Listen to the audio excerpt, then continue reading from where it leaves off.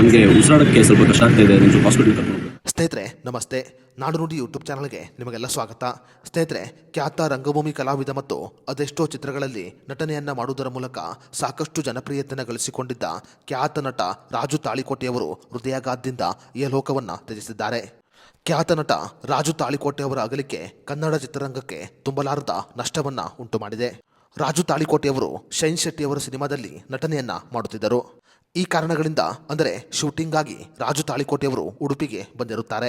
ಸ್ನೇಹಿತರೆ, ರಾಜು ತಾಳಿಕೋಟೆಯವರು ಕೇವಲ 3 ದಿನಗಳ ಶೂಟಿಂಗ್ ಆಗಿ ಉಡುಪಿಗೆ ಬಂದಿರುತ್ತಾರೆ.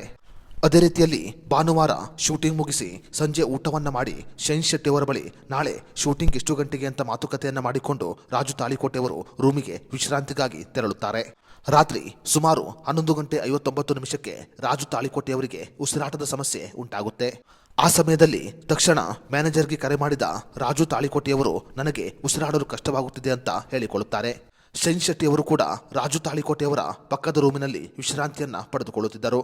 ರಾಜು ತಾಳಿಕೋಟೆಯವರಿಗೆ ಉಸಿರಾಟದ ಸಮಸ್ಯೆ ಉಂಟಾದ ಕಾರಣ ಶೈನ್ ಶೆಟ್ಟಿಯವರು ತಕ್ಷಣವೇ ಅವರನ್ನ ಆಸ್ಪತ್ರೆಗೆ ಕರೆದುಕೊಂಡು ಹೋಗುತ್ತಾರೆ. ಸ್ನೇಹಿತರೆ, ರಾಜು ತಾಳಿಕೋಟೆಯವರನ್ನ ತಕ್ಷಣ ಆಸ್ಪತ್ರೆಗೆ ಕರೆದುಕೊಂಡು ಹೋದಾಗ ಅವರ ಪಲ್ಸ್ ರೇಟ್ ಕಡಿಮೆಯಾಗಿತ್ತು. ರಾಜು ತಾಳಿಕೋಟೆಯವರಿಗೆ ವೈದ್ಯರು ತುರ್ತು ಚಿಕಿತ್ಸೆಯನ್ನು ಕೊಟ್ಟ ನಂತರ ಅವರು ಸ್ವಲ್ಪ ಸುಧಾರಿಸಿಕೊಳ್ಳುತ್ತಾರೆ.